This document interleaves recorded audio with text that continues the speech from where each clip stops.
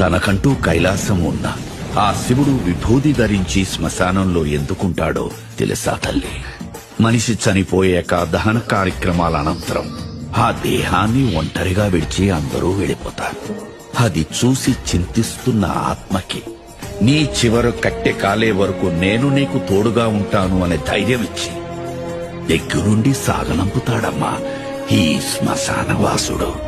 మరణంలో తోడుండే ఆ మహాశివుడు తన ప్రియ భక్తుడు ప్రాణాలు తీసుకెళ్లడానికి యమధర్మరాజు వచ్చినప్పుడు మార్కండేయుడు మృత్యుంజయ మంత్రం జపిస్తూ అక్కడున్న శివలింగాన్ని కౌగిలించుకున్నప్పుడు అదే శివలింగం నుండి ఉగ్ర రూపంలో వచ్చి మృత్యుదేవతకే మృత్యు చూపించి మార్కండేయుడు ప్రాణాల్ని కాపాడిన మహామృత్యుంజయుడమ్మా. గంగ ఉధృతంగా భూమిపైకి ఎగసినప్పుడు ఈ భూప్రపంచం ఎక్కడ తల్లడిల్లిపోతుందో అని